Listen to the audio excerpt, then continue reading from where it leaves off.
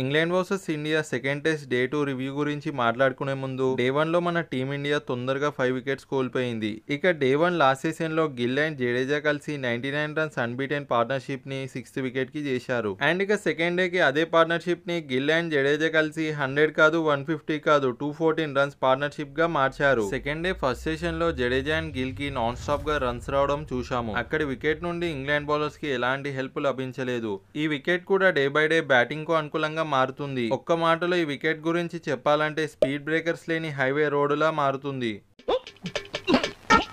And ఈ 214 runs unbeaten partnership ని Josh tongue 89 పైన ఆడుతున్న జడేజాని ఒక జెమ్ ఆఫ్ డెలివరీతో అవుట్ చేశాడు. దాంతో జడేజా 11 రన్స్ తేడాతో సెంచరీ మిస్ చేసుకున్నాడు. అండ్ జడేజా సెంచరీ మిస్ చేసుకున్నప్పటికీ తన టీం కోసం 89 రన్స్ కాంట్రిబ్యూట్ చేశాడు. అండ్ రైట్ టైమ్ లో ఇంపార్టెంట్ 214 రన్స్ పార్ట్నర్షిప్ ని కెప్టెన్ గిల్ తో చేశాడు. మనము ఒక పెద్ద పార్ట్నర్షిప్ వచ్చిన తర్వాత బ్యాక్ టు బ్యాక్ వికెట్స్ పడడం చూస్తాం. కానీ ఇక్కడ అలా జరగలేదు. లాస్ట్ మ్యాచ్ లో లోవర్ ఆర్డర్ నుండి కాంట్రిబ్యూషన్ రాలేదు కాబట్టి ఈ మ్యాచ్ లో నంబర్ 9 లో వాషింగ్టన్ సుందర్ ఇంక్లూజన్ తో బ్యాటింగ్ ఇంకా ఎక్స్టెండ్ అయింది. 7th వికెట్ కి గిల్ అండ్ సుందర్ కలిసి 144 రన్స్ పార్ట్నర్షిప్ ని స్కోర్ బోర్డ్ పైన యాడ్ చేశారు. అండ్ ఈ ఇన్నింగ్స్ మొత్తం కూడా కెప్టెన్ గిల్ ముందుండి నడిపించాడు. అండ్ తన టెస్ట్ కెరీర్ లో మొట్టమొదటి డబుల్ సెంచరీని ఎంతో పేషెన్స్ తో కూల్ అండ్ కామ్ గా టీం చాలా ట్రబుల్ లో ఉన్న టైంలో కెప్టెన్ నాక్ ఆడి చూపించాడు. శుభ్మన్ గిల్ తన టెస్ట్ కెరీర్ లో ఈ 269 హైయెస్ట్ స్కోర్ ని చేయడమే కాకుండా highest score by Indian as a captain గా రికార్డ్ క్రియేట్ చేశాడు. వాషింగ్టన్ సుందర్ 42 రన్స్ చేసి చాలా మంచి నాక్ ఆడిన తర్వాత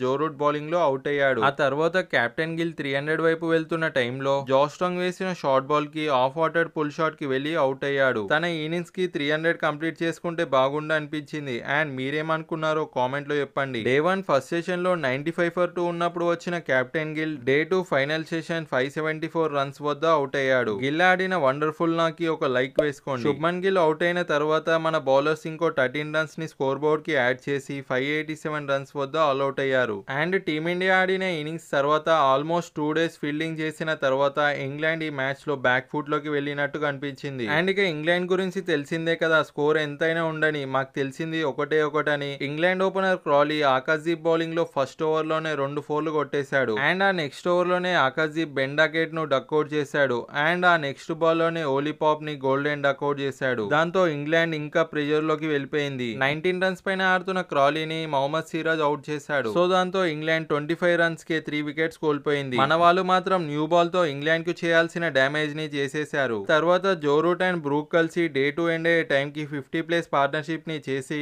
ఇంకా క్రీస్ లో ఉన్నారు. టీమిండియా డే 3 లో బాల్ తో కూడా మంచిగా పర్ఫార్మ్ చేసి ఇంగ్లాండ్ ని ఆల్అౌట్ చేసి ఇంగ్లాండ్ కి ఫాలో ఆన్ ఇవ్వాలి. లాస్ట్ మ్యాచ్ లో ఓడిపోయిన తర్వాత ఈ మ్యాచ్ లో ఇన్నింగ్స్ తో గెలిస్తే వచ్చే ఎనర్జీ నెక్స్ట్ లెవెల్ లో ఉంటుంది. అండ్ ఇండియా ఇంగ్లాండ్ పై ఇన్నింగ్స్ తో గెలుస్తుందంటారా లేదో కామెంట్ లో చెప్పండి. ఈ వీడియోలోని కంటెంట్ నచ్చితే లైక్ చేసి మరింత ఇలాంటి కంటెంట్ కోసం ఛానల్ ని సబ్స్క్రైబ్ చేసుకోండి. And thank you for watching.